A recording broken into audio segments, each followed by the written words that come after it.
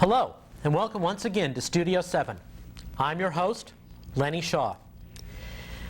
This is going to be the first of my shows that is going to have sort of a new focus. As we reach the end of the 20th century, we're reaching the end of a century where the worlds of science, art, and metaphysics kind of existed in separate spheres. And they didn't even understand each other. They spoke different languages. It's my hope that as we enter the 21st century, these worlds are going to converge. And I think that's going to be of great benefit to humankind. My show is going to attempt to explore, critically, but hopefully with a sense of humor and fun, the cutting edge of science, art, and spirituality. Now, this particular show is going to be a good place to start because we're going to be talking about the world of ritual magic. Now, when I say magic, I'm not talking about, card tricks and pulling a rabbit out of your hat. I'm talking about the original meaning of magic. My guest today is named Scott Gilliam. He is a practicer of ritual magic, so he'll explain to us just what it is. And in fitting with the theme of my show, Scott, as well as being a ritual magician, is a computer technician who works out in Chatsworth. So that's a nice blending of ancient and modern. So, Scott, welcome to the show. Thank you, Lenny. Now, before you really explain ceremonial magic, why do you need it? How has it enriched your life? Well, it seems to me that many of us are walking around kind of blind in life. We don't have any sort of a meaning other than getting a paycheck, going out on the weekend and getting that date, or bringing that girl home or that guy home, whichever. To me, ceremonial magic or ritual magic has given me that extra meaning in life. What it does for me is it gives me a chance to creatively express myself and my own relationship to the universe. The universe as nature, the universe as my job, my workplace, universe as the people I relate to. So when I work ceremonial magic, what I do is I create sacred space. That sacred space, or that circle, is my universe. By taking control of that universe, of my space, my perceptual field, I thus become an artist, and life becomes exciting and enthusiastic to me. I learn to interrelate with it rather than just to follow. Then is magic a tool, or do you use it as more than a tool? Magic is a tool primarily to train us to think in myths, to think mythologically, to think poetically. The ancients of old, especially like in Egypt, were mythopoetic in thought. Everything had a symbol.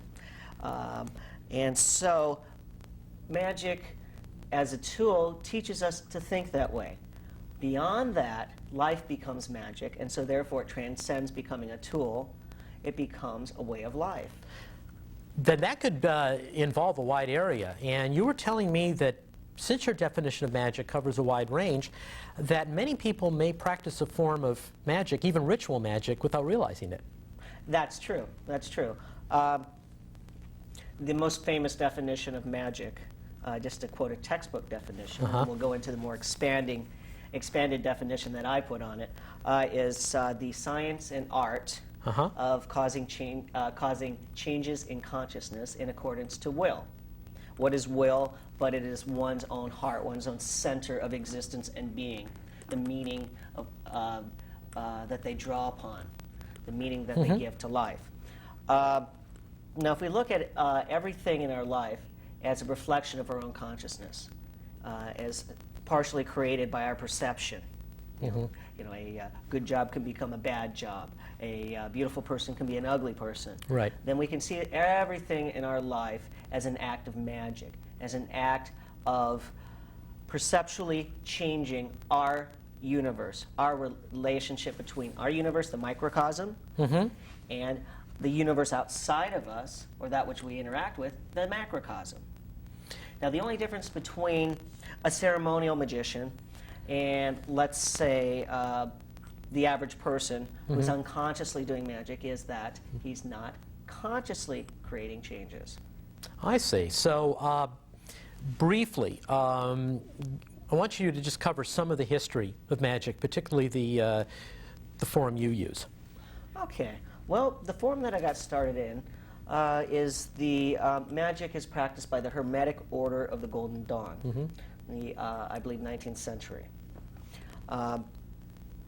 That they had an eclectic approach. They drew upon Egyptian sources of ritual magic, the Greek mystery traditions, as well as the Hebrew Kabbalah. It's a dramatic form of magic, and it's all magic basically is ritual, because everything that we do over and over again is a ritual. This is more ceremonial. You have a stage of different officers representing different forces of the psyche, different aspects of our own mind, if you will, Right. Used to push certain buttons or create certain changes within a candidate. Going through these different halls or these different steps, we hopefully actualize different powers within that psyche, or different qualities and natures that are desirable. Now, just to touch upon the Golden Dawn for a second, it's my understanding that it involved a lot of British Masons were in it in the late 19th century. McGregor Mathers was one of a couple of men Right. who helped start the Golden Dawn, and he was a Freemason. Freemasonry was based basically on Christianity. And what they did was they had a different arena with stations and officers representing qualities that were beneficial. So that's where you get the structure of the Golden Dawn. That's where you get all of these different offices. Now, what happened was, supposedly McGregor Mathers found these manuscripts that belonged to Rosicrucian documents in the Middle Ages. These manuscripts contained certain information that he used to create the Golden Dawn. And there were some well-known names, like Yeats, That's correct. the poet, was in the Golden Dawn. As well as the infamous Aleister Crowley. The infamous Aleister Crowley, yes. A lot of people, particularly in the rock and roll world, have heard of him. And he was a brilliant man, but a little, not the nicest person in the world, from what we're led to understand. That's true. The thing about magic, a lot of people say, oh, is it dangerous or not? Well, the thing about magic is that whatever's within your psyche, whatever's within the personality, is going to be exploded or magnified. Every imbalance as well as every balance is going to come on out. If you're a magician, basically, you're a juggler. On the tarot deck, the older tarot decks, for the magician, they had someone juggling. Right. Juggling the opposites or the extremes. I've seen that. So what happens here with someone like Crowley, who was a person who probably could have benefited from a little more psychotherapy than was available in those times, had all of that exploded, from his personality, and he didn't hide it. Yeah, you used the term magic. You used the term which struck me. You called it mental calisthenics. That's correct. Now, that's how I use or see magic as a tool. It's like using magic causes us to learn how to think magically. But what I mean is thinking magically is, I mean it's like learning how to try a different thought on for size. Today, let's be happy. Tomorrow, let's be sad. Today, let's think as a Egyptian who lived in the dynasty of Ramses. Tomorrow, let's think as a scientific rationalist. By doing this, by actualizing these different aspects of our consciousness, we learn to flip-flop between different potentials within the brain. We learn how to re-imprint different circuits. And not get stuck in a place that will not serve you. Now, Exactly. One more point I'd like to make is that mental calisthenics, being able to manipulate the mind, the way that we think, also infers one thing that a lot of psychologists will forget. Consciousness does not exist just within the body and the brain. It's something separate from it. In magic, we, by using these mental calisthenics, by being able to change the way that we think about ourselves in the world, we learn to see that there's some other third thing there, and that's our true selves, or our angel, or our own consciousness. I think a lot of people have noticed these funny little pictures and designs that are between us here, and wondering what they are. And if you'd like to maybe show us, Scott, what these diagrams are. We have, this is a language here. Can we get a shot of that? Or maybe Scott, you may want to get up Sure, sure. I'll explain it here. And show us. Okay. Within Magick, traditionally, people make mind maps, psychocosms. They're maps of old, it was called maps of the universe. Today, our more modern term is psychocosm, because it's a map of how we see or view the universe through our psyche. Here we've got an Enochian tablet. Now, this system was derived by John Dee, who was an astrologer of Queen Elizabeth, by the way, in the Middle Ages. And he was doing some scrying, which is a mode of astral travel, and came up with these letters. These were given to him by angelic figures. Yeah, I don't know how well we can see them, but they're just little letters there. Yeah, here we have all of these letters. Now, in this system, we've got four different quadrants. This is the water quadrant. Blue for water, orange for the opposite color. This gives a power. This speaks to the subconscious. These different letters given by these angelic forms represent different quadrants or subquadrants of this quadrant, which is one of four. From here you derive angelic names and divine names used to invoke this sort of a power or energy. Basically, you use this as a just like a computer program to access a certain amount of knowledge from a database. Here we have the Tree of Life.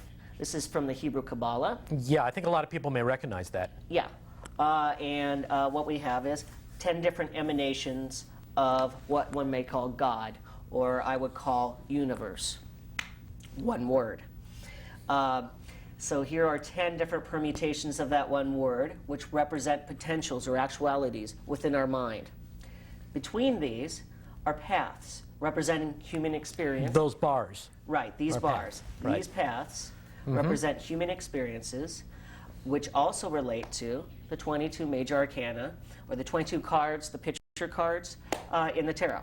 So there are correspondences between different systems. Right, right. So here we have one system using Enochian, based on different matrices or packets or quanta of energy, such as in physics.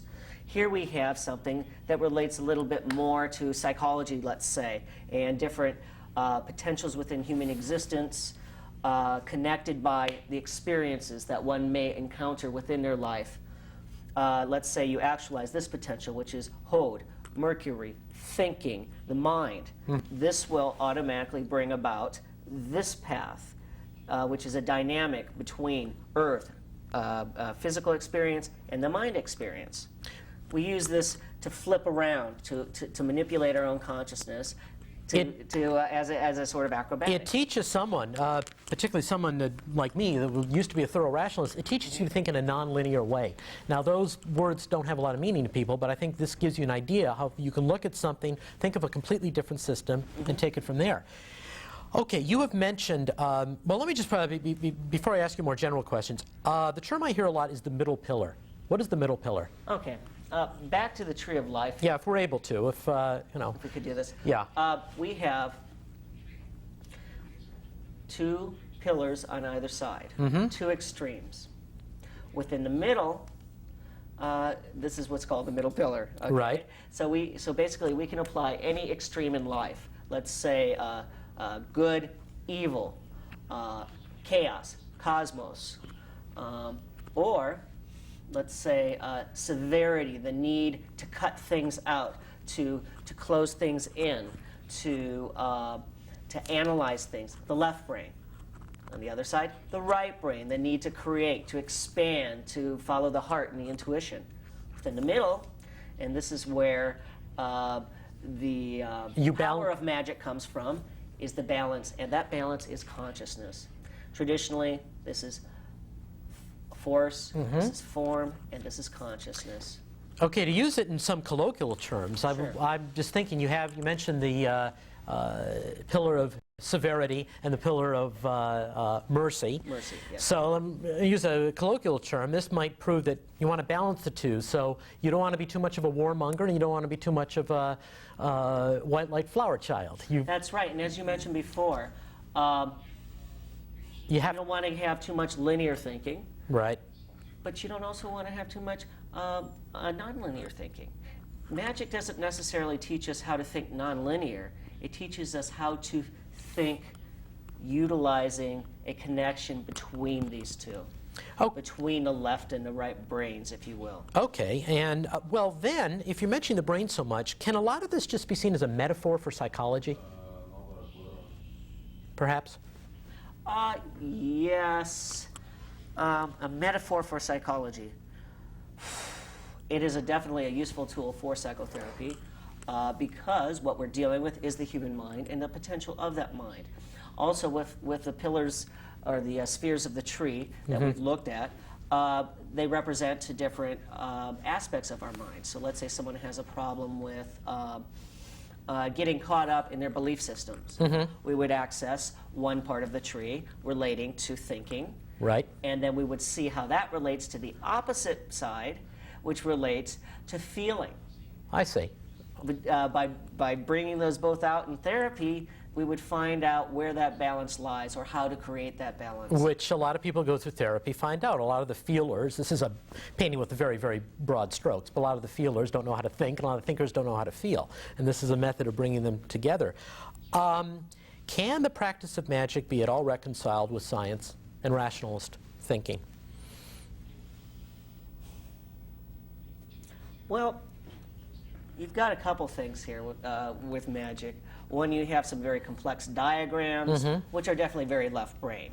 You know, Right. You've got categories. You've got a database here of different human experiences and human potentials, different views, worldviews of the universe.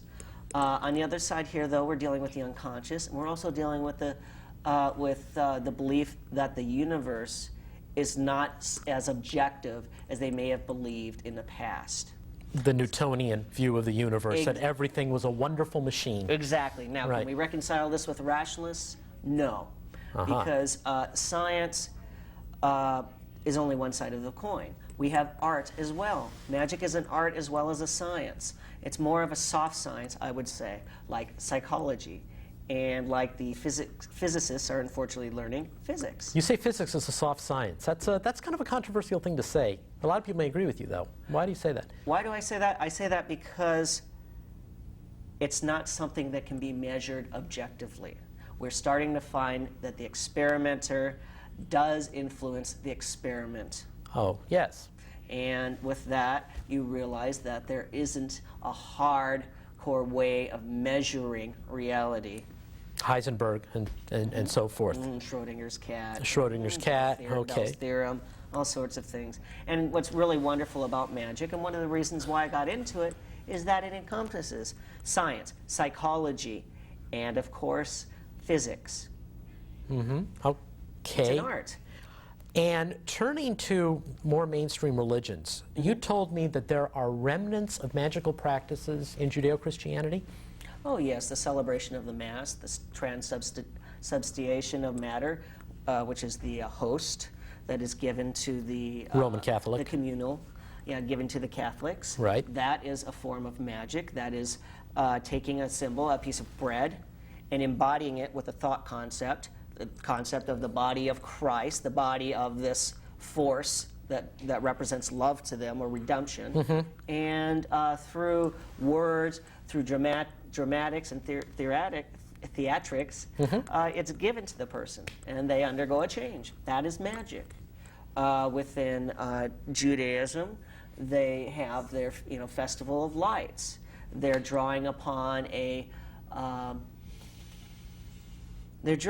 something from their collective unconscious, their racial memory, and they're recapitulating an emotion, a feeling of this light bearing, of this celebration, and of this redemption of God. So when they light their candles, that's giving them a connection to something holy and spiritual. And if you do this on, shall we say, a regular annual or seasonal basis that has a regular pattern to it, it builds up a pattern in itself because you draw on this energy like a Jew will at Hanukkah, as you mentioned, and a Christian will at Easter and Christmas. You draw on a certain energies, and so that's and you make it work for you.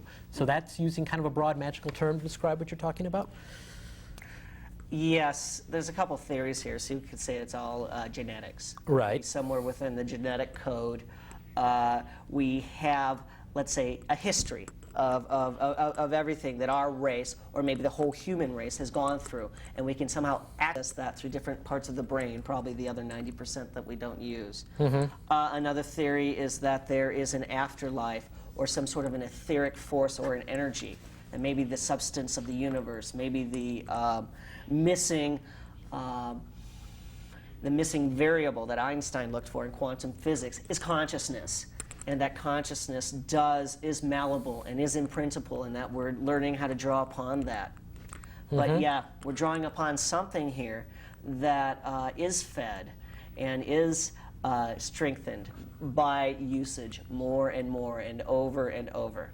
Now, I know I recently went to the Renaissance Fair, and to just bring up a very earthly matter here, and I felt great, and I felt great for days afterwards. Other people will have the same experience just going to the movies. Other people will have the same experience going to a rock concert. Would Magick know how to reach that energy and then keep it? And do a lot of people maybe have an incomplete magical experience because they just tap into some energy, they have a good time somewhere, and then they forget about it? They don't know how to integrate it in their life. Does this make any sense? Well, it all begins with self-knowledge. Okay, if you know yourself, if you know what your beliefs are and what your non-beliefs are, you have something to work with. When you walk into an atmosphere such as a Renaissance fair, which will strengthen some beliefs and weaken others, or maybe introduce something new, if you have something relative to work with, then you can make it work for you. Then you can take that home and introduce that into what you already know. Do a lot of people, we got, believe it or not, only about 5 minutes left, do a lot of people get stuck on the externals? I could take, again, to bring this to an earthly matter, use an example people can understand. Let's say Ronald Reagan was kind of caught up in this nice kind of Americana world that never really existed. He kind of got stuck there. Some people may say that our current president and vice president are stuck in the 50s. Some might argue that the Grateful Dead is stuck in the 60s or something. Is the mistake a lot of these people are making, or is they're confusing the model, the map and the model, so to speak? They're not integrating this with the territory, yeah, the map with the territory, correct. Yeah, it feels to me that a lot of people are groping or grasping at maps, and this is true of some ceremonialists. They get caught up with believing that this tree of life, or that this Enochian tablet, these glyphs, are the material that's supposed to be learned and mastered. But no, the Rockwell painting of life represented an emotion. It represents a feeling and a way of relating to life. It doesn't necessarily mean that way of living life will give that feeling in every circumstance. That if it makes you feel good, look at it, make it work for you in this world. Exactly. Yeah. Exactly. Just have a few minutes left. A lot of people are, you mentioned breaking imprints. In the wrong hands. Let's say you were a charismatic, magical leader, and I know you're a nice guy with, you don't try to manipulate people. But if you have somebody that is a little impressionable, could someone even be brainwashed? I mean, isn't your thing, some people might call it a cult. Okay, when someone goes through an initiatory process, they enter a state called the lumen state, okay? This is a state where they're highly impressionable to imprints. Yes. We're working with scents, sounds, we're working with various techniques which are going to put them physically off balance. The equilibrium is going to be gone. But the thing is whether it takes or not is up to the willingness of the individual to change, up to the willingness of the individual to take that energy and to start working with it in their everyday life so that they build up an impetus which will actually break the old imprint and continue onward, create, let's say, a new pathway in their life. Can someone be brainwashed? If someone's ignorant and looking for some sort of a outlet, some sort of a fix or patch on an unhappy life, let's say like a Jehovah's Witness or a Christian, some of those cults. If someone's looking for that and walks into the wrong hands, walks into a lodge, let's say, where the leader is trying to initiate them and trying to be the initiator, sure, they can get messed up. But it probably won't create any permanent damage because that person doesn't have the strength to hold the imprint. Now, generally, magic is very safe because it's based on self-initiation. If you're dealing with a hierophant, if you're dealing with a priest, let's say the high priest or the person who's the instigator or choreographer of the ritual, who recognizes that the basis of the initiation is self-initiation. Everything is for that individual. There's no danger. You are your own temple. There's another way to put that. That is it. That is correct. And the whole focus of magic, the whole focus of the infinite statement, do what thou wilt shall be the whole of the law, means follow your own nature and go with it. Magic hopefully helps us open up to that awareness that that will is within us, and we have the power to say yes or no to every part of our lives. We're running out of time, but let me ask you a question here. I mentioned that I'm going to be talking about the cutting edges of science and art and metaphysics in my show. Hopefully computers, people can argue the other way, but hopefully computers are going to allow people to bring out their individuality a lot more. Do you think practices like ritual magic are going to get more popular in the coming time because we're not put in these communal group settings? Well, they have been getting more popular since the 60s. And computers definitely helps out a lot, because with computers we're balancing left and right brain. We're dealing with fractal technology. We're dealing with new menuing systems where you can manipulate the computer to look the way you want it to.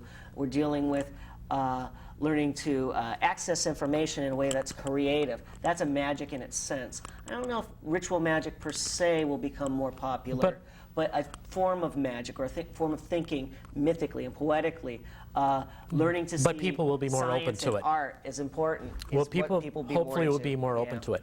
Okay, if you'd like to learn more about ritual magic or comment about any of my other shows, or I'm open to suggestions, my voicemail number is 310-284-4934. You will see that again in the closing credits. And I'd like to thank you, Scott, for sharing this very, very fascinating and very complicated subject of ritual magic with us. Thank you again for tuning in to Studio 7. Look forward to seeing you real soon. Our next show will be talking about the world of animation art. So thank you once again for watching Studio 7. Call that voicemail number. My name's Lenny Shaw. Take care.